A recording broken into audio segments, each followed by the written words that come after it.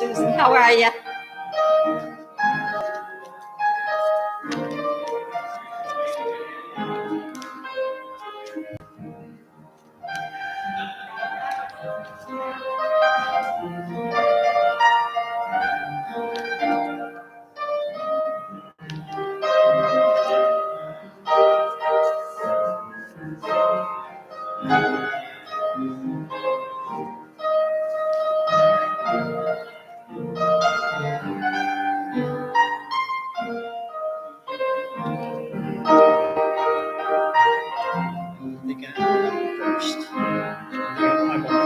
Yeah, oh yeah. Oh, let me get out of your way.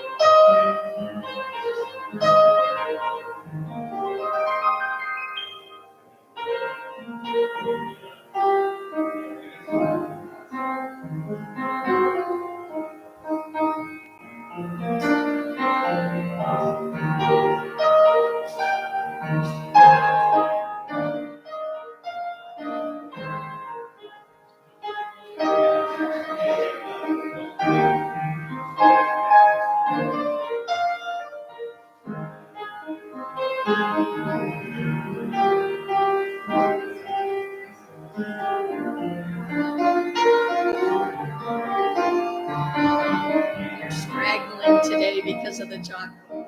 Yeah.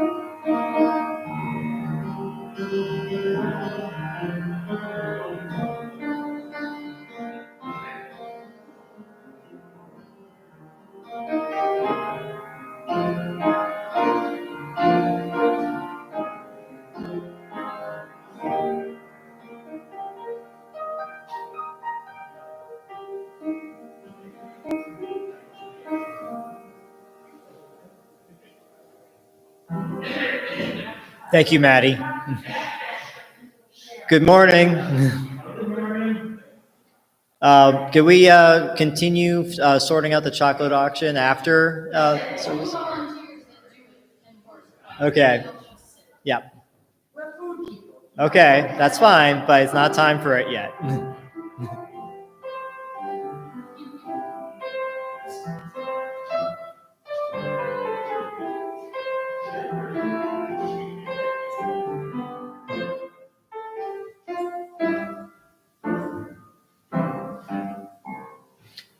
Good morning. Good morning. Welcome to Channing Unitarian Universalist Church, and welcome to those of you joining us from home. We're glad you joined us for worship today. Whoever you are, whatever your theological, spiritual, political, sexual, or racial orientation or gender identity, you are welcome to worship here and become a part of this community. Do we have any announcements this morning? In the interest of time. Okay. Any other announcements? None from Madam Chairperson. All right, then also in the interest of time, I'll now welcome to our pulpit our friend from Weymouth, Reverend Barbara Dingwall Mills. Good morning, and welcome again. The ingathering prayer this morning is really not a prayer, but I'll share it with you anyway. A woman who attended church regularly wrote a letter of complaint to the editor of her local newspaper. She said that she had decided that it no longer made sense for her to continue to go to church every Sunday. In her letter, she wrote that she had attended church every Sunday for almost 30 years, and in that time, she had probably heard over 3,000 sermons. For the life of me, she wrote, I cannot recall a single one of them. So I think I'm wasting my time by continuing to go, and the minister is wasting her time by giving sermons at all. Now, as you can imagine, the woman's letter started a real controversy in the letters to the editor column, much to the delight, of course, of the editor. The discussion went on for weeks until a man wrote this response. Like you, I've been married for 30 years now, and in that time, my wonderful wife has cooked about 32,000 meals. For the life of me, I cannot recall the entire menu for even a single one of those meals. But I do know this, they all nourished me and gave me strength I needed to do my work. If my wife had not given me these meals, I would be physically dead today. Likewise, if I had not gone to church for nourishment, I would be spiritually dead today. Faith sees the invisible, believes the incredible, and receives the impossible. In this church, we believe in and practice courageous love, relentless compassion, and radical kindness. And I welcome all of you here today, and I encourage you to put your faith into practice today and all days in the coming days. And I know you're going to have a wonderful day today because it is chocolate auction day.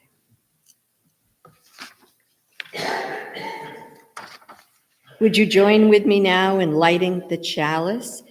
Please stand as you were able and willing, and together we will say our words in unison as Rick lights it. Kindling this flame of our liberal heritage in our chalice of community, let us open to the presence of the sacred. Let us remain standing and join in saying our affirmation. Love is the doctrine of this church, the quest for truth its sacrament, and service is its prayer. To dwell together in peace, to seek knowledge in freedom, to serve humanity in fellowship, to the end that all souls shall grow into harmony with the divine. Thus do we covenant with each other and with God. Please be seated. Although I'm going to have you stand again in just a moment. Our opening hymn is number 18, one of my favorites. I hope it's one of yours as well. What Wondrous Love. And Maddie plays it to perfection. I know, and I told her before we started, no pressure. And she goes, oh, no. Well, I just did it to you, Maddie, sorry. Sorry. Would you stand as you were willing and able and join with us in singing hymn number 18, What Wondrous Love.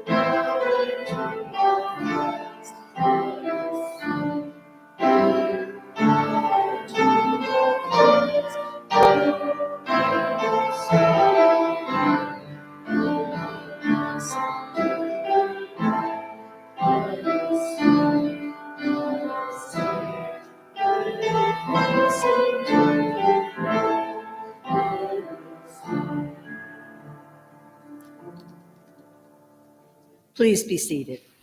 Thank you, Maddie. Now is the time for lighting of our candles of joy and concern. As always, if you would like to have a candle lit, just ask Rick and he will do that for you. If it is a candle of sorrow, we will be with you. We will lighten that burden for you. If it is a candle of joy, we will take the opportunity to rejoice with you and to celebrate your happiness. If it is one of each, that's okay, because that's what happens in life. A candle of joy and concern for the chocolate auction volunteers as they got their work cut out for them. And the table is laden, Julie. A candle of joy for the chocolate auction attendees today.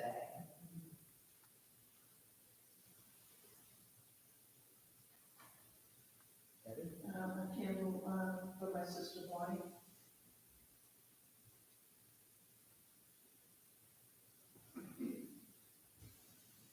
And another one for Carolyn Rose.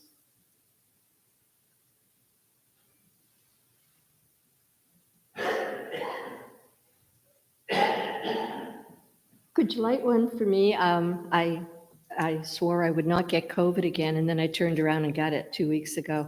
So I tested negative on, I think, Tuesday or Wednesday of this past week. I was not particularly ill. I felt really fine. I tested on a whim, just had a little cold, and I was as surprised as anyone when those little lines showed up. So I was in my house for, I think, 7 days, which is a terrible, terrible burden for me. So I went out the day I tested negative, and my husband said to me, "Where are you going?" I said, "I have absolutely no idea. I'm just going out." And I did. I rode around for a while. It was just fun, and it was a nice day. So I'm grateful for vaccines that I feel definitely made my time with COVID much, much less severe. And could you light another one of joy? And that's for my husband, whose birthday is today. And it's funny, my mother's was today also. So I know, happy birthday to you, that's right. So we're going out to see the Harlem Globetrotters today, this afternoon in Worcester, which will be a blast with, what is it, the song, Sweet Georgia Brown, that they whistle? Thank you, that's the one, that's the one. I'm a terrible whistler, but I can hardly wait. So we'll meet my daughter and son-in-law and my granddaughters for lunch out there in Worcester first, and then go to see that. And then we'll come home and I guess watch the Super Bowl without the Pats, but I don't know. And maybe we'll get to see Taylor Swift. I don't know. So yeah, I know. Thank you. Light a candle for our daughter and Chris were involved in a hit and run. Friday night, they fined and remember, and they did find the jerk on a highway 2 miles down without a front wheel. Oh my goodness. I'd like to put a candle of joy for the coming Maurice because I love snow and I have nowhere to go.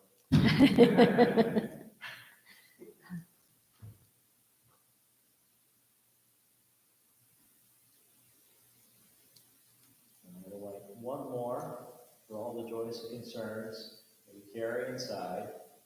You may not be ready to share just yet.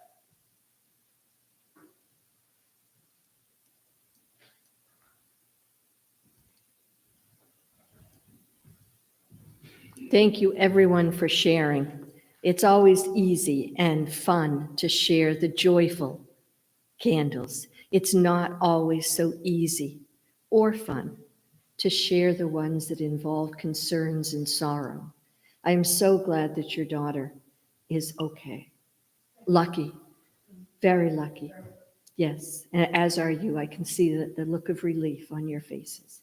Yes. Jude, like you, I too anticipate a good snowstorm. I remember when I was teaching, I don't know who got more excited about the snowstorm, if it was the kids or if it was me. I think we were all excited. There's something about a good nor'easter that it sounds like this may be, although I hate to get my hopes up. Do you feel disappointed when it's not a good one? You know, you think, boy, did they blow that one? Well, Donna says, no, I do not. I do not feel let down at all. I do. So I'm hoping that it will be a good nor'easter. We could use that. Kim, I well remember the blizzard of 78. I well remember that. Yes, yes. Shall we take a few moments then to gather our thoughts, to be grateful for the joys that are in our lives, to be considerate of those who have sorrows. Sometimes the sorrows far outweigh the joys, and they are burdensome, and they do hurt. Much as we say that life is full of ups and downs, when it's just the downs, it makes it so difficult. But being here with people who care can help to alleviate that sorrow and help to lift you up. Just like the food that was served to the husband for 30 years, just as it sustained him nutritionally, so does our time here sustain us spiritually. So allow that to happen. Enter into a calm and easy space right now. Close your eyes, pray and meditate as you will, and enjoy the love that is abundant on that table over there, and just as abundant spiritually in this room.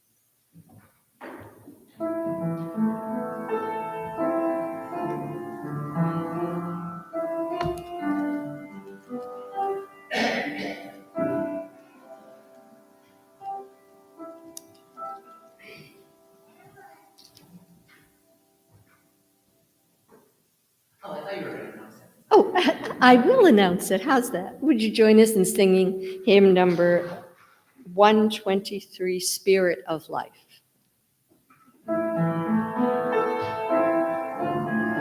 Remain seated, please.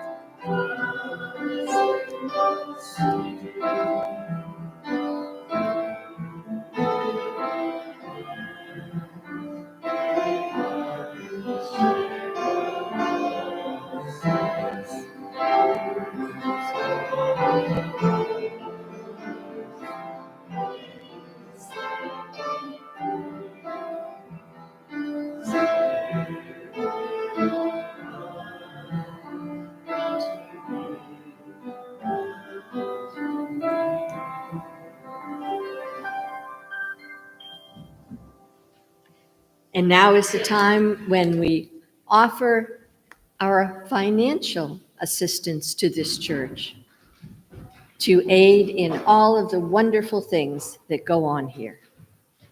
Please be generous. I know you want to save some money for the chocolate auction, but you can give a little here too.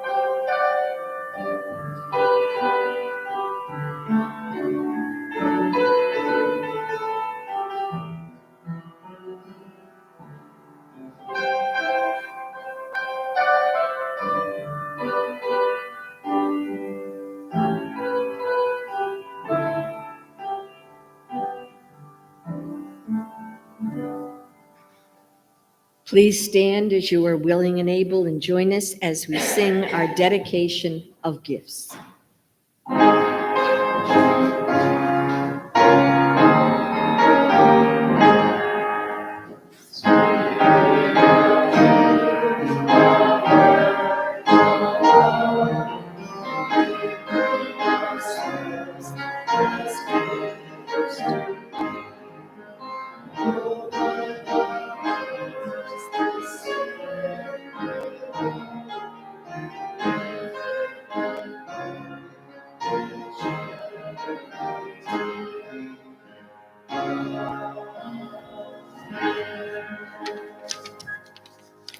Please be seated.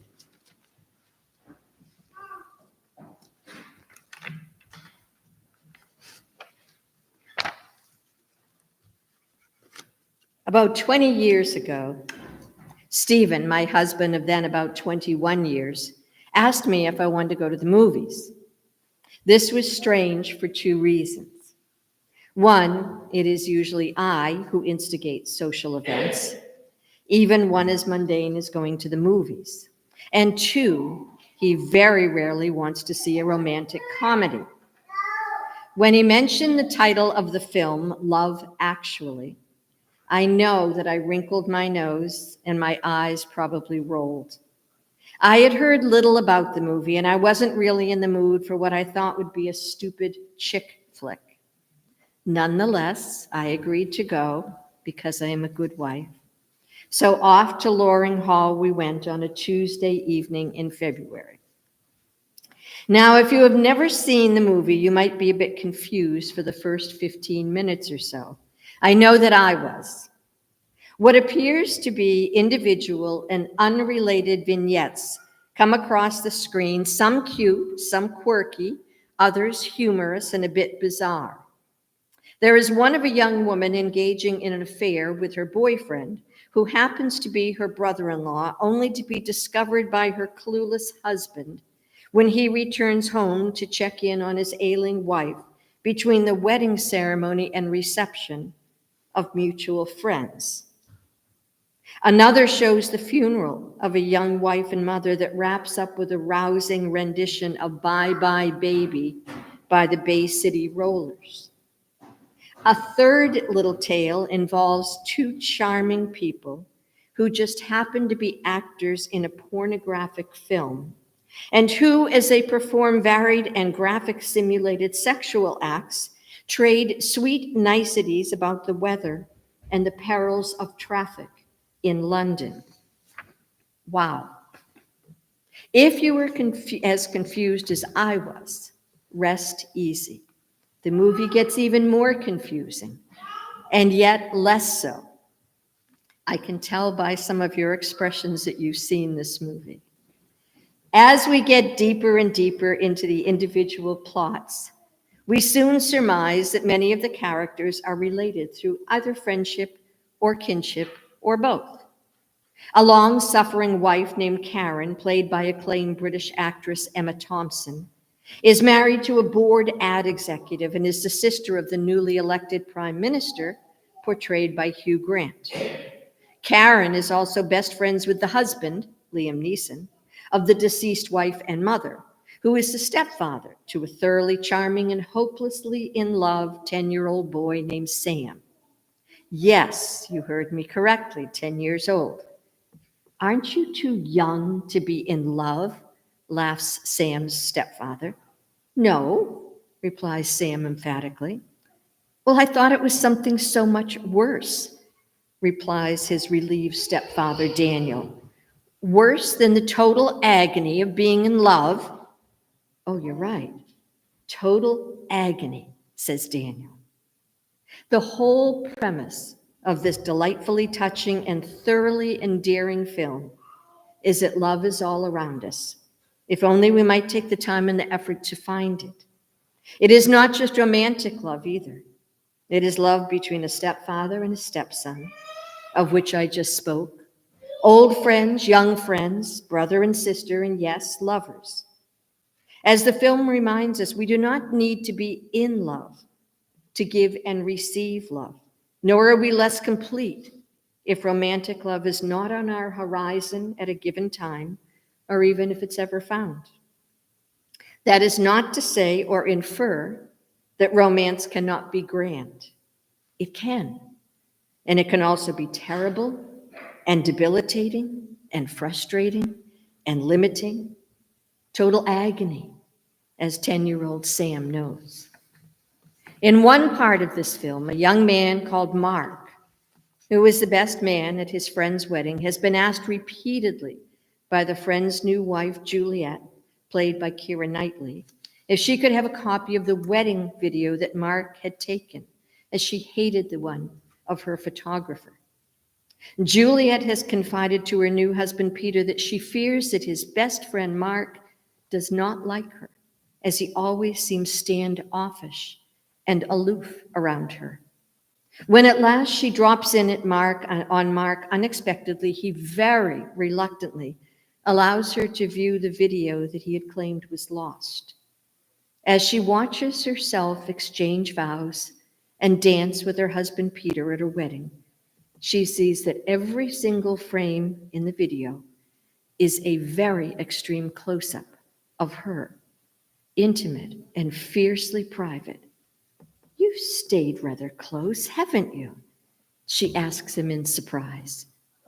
And as the video continues, she comes to realize that not only does Mark not despise her, as she had feared, but rather that he is secretly in love with her. "They're all of me," she says.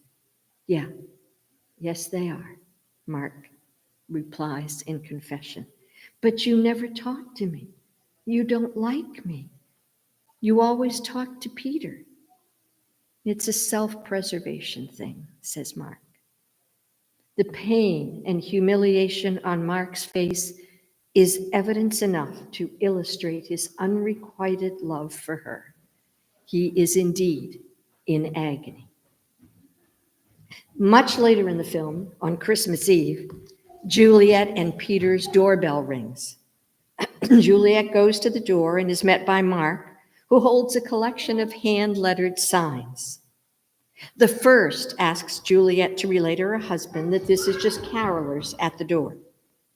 The subsequent signs confess Mark's undying and eternal love for Juliet, while the next to the last states that he knows full well that his love cannot be reciprocated, and that he hopes that by the next Christmas, he will be madly in love with one of the beautiful and sexy models whose pictures he has pasted onto the signs. He finishes with a sign that says "Merry Christmas," and he walks on down the road saying to himself, "Enough, enough now."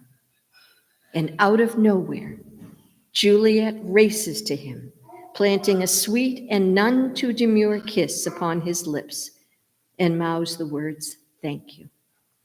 This is one of my favorite scenes in the entire film.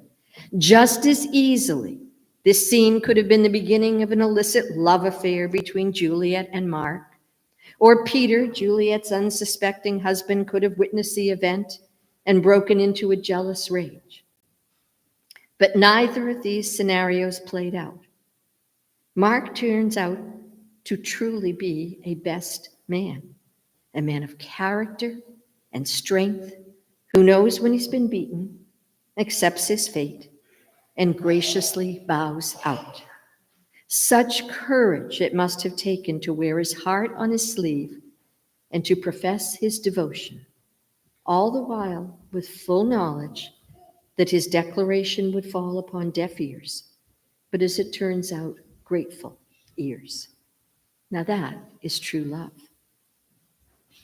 I like Valentine's Day. I remember liking it as a child.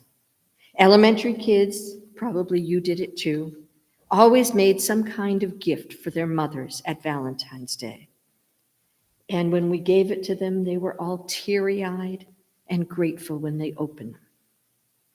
My sisters and I always got little boxes of conversation hearts. Do you remember those, the little heart boxes? I love those. By the time I reached junior high, my interests had become romantic as I dreamed about Paul McCartney, falling madly in love with me. Even at 13, I knew that that was doubtful, but I still dreamed. By high school, I had a boyfriend or two under my belt. And I can recall one boyfriend in particular, and I will name him because he's still in Weymouth and not here today. His name was Anthony Bugnano. We were in the 11th grade. Anthony was dark and swarthy, Italian by ethnicity, Catholic by religion. He played football for Weymouth High School, and I thought he was the most gorgeous thing that I had ever seen in my life. By February, we'd been dating for a few months, and Anthony, I always called him Anthony, picked me up a few days before Valentine's Day in his father's El Dorado. Do you remember those? Wow, yes, yes. We went to Valley Steakhouse in Braintree, my first and last venture there. I remember they had half-circle booths made of a deep red leather, probably fake leather. Here I was on a real date at a grown-up restaurant eating shrimp cocktail and sipping a Shirley Temple. The bubble burst a day before Valentine's Day when he dropped me like a hot potato for a trampy little cheerleader. Italian and Catholic, my world came crashing down on me. I had fallen hard and I was devastated. I can still recall a few days after we had broken up, looking at the clock on a Saturday night, because of course that was date night, alone and forsaken, torturing myself by recalling tearfully that just 7 days before this, I had been in his car and we had been making out like crazy at Great Hill in North Weymouth, most definitely doing things that my mother would have blushed about, but which thrilled me to no end. Young love. Fast forward 40, or to be honest, 50 years, and here I am, married, 43 years, the mother of a grown daughter and a grandmother to two, still a wife. As I mentioned, I still like Valentine's Day, and I still enjoy getting and giving little cards and gifts for and from those that I love. My infatuation may not be as total and breathy as it was at 16, but love still factors in my life. It is still the driving force that motivates me and sustains me. It is still why I rise in the morning and how I make it through life's crises and tribulations, disasters and heartbreaks, disappointments and betrayals. Love is my doctrine. Romantic love is, for most of us, something for which we look, and sometimes, if we're lucky enough, we attain. Sometimes it stays, sometimes it grows and flourishes. If you're like me, it waxes and wanes. It flows and ebbs. Romance can be so mercurial and fleeting, so unfulfilling and painful, just sheer agony at times. I am a member of a group of 10 women called the Cackle Fest. We named ourselves that 34 years ago at the inception of the group because several husbands declared, none too kindly, I must say, that when we got together, we reminded them of a flock of cackling hens. So perhaps not kind, but definitely accurate. We can be loud, we are loquacious, and we are loving. I know that it's hard to believe, but there has never been an argument between any of us. We do not snipe, we do not snarl, we do not snicker.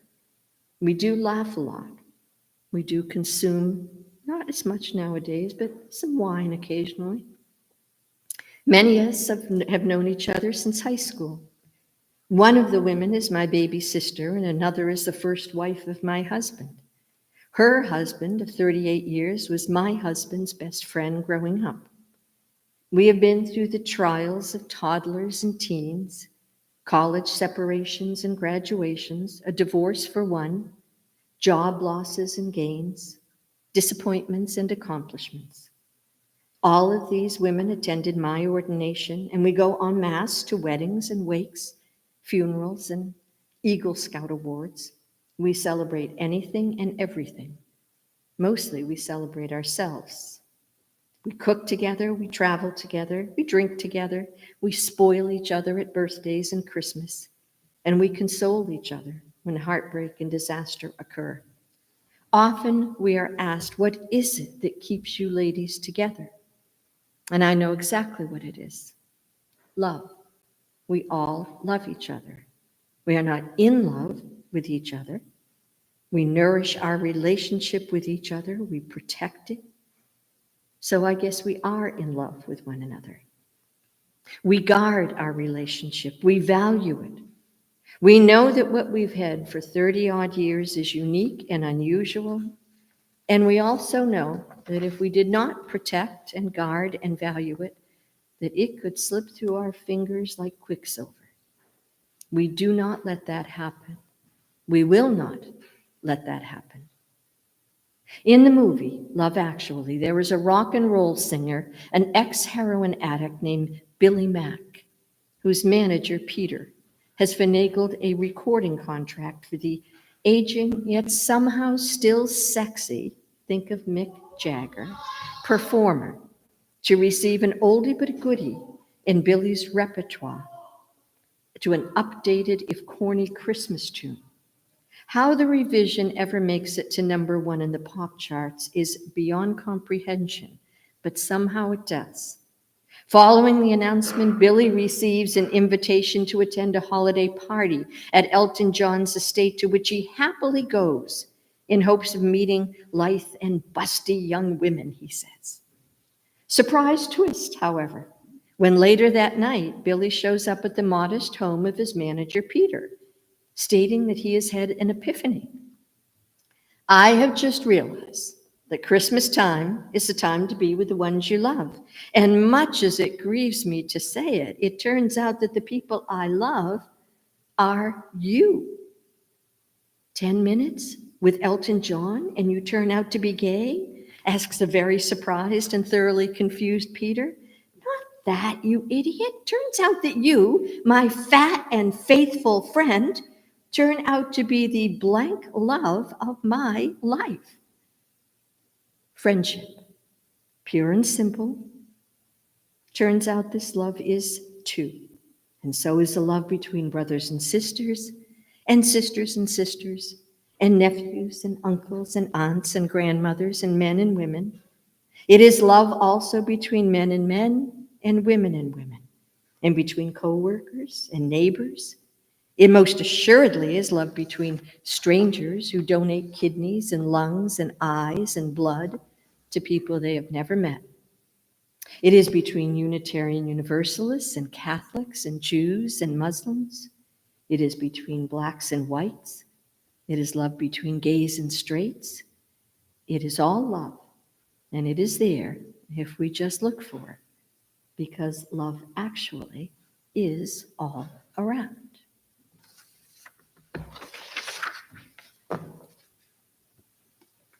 Would you stand as you are able and join us in singing our last hymn, number 346. It's a wonderful tune called Come Sing a Song With Me. And I think we're going to have, oh, yes, a little, yes, great, okay.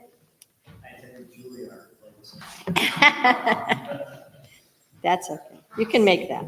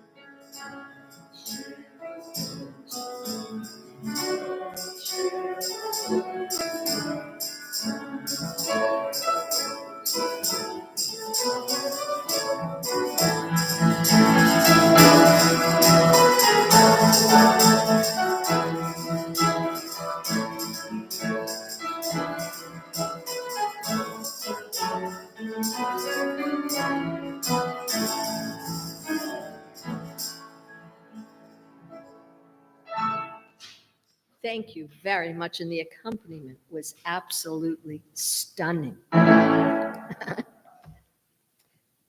Will you join with me as we extinguish our chalice? We extinguish this flame, but not the light of truth, or the warmth of community, or the fire of commitment. These we carry in our hearts until we are together again. And as we leave this sacred space, may the joy and the hope that you have found here sustain you for another week until you meet again next week. And then I'll be back again to see you in 2 weeks. So have a wonderful Valentine's Day. Remember that day as one to show your love. It's a day for love. Amen. Please remain seated because Maddie is going to regale us.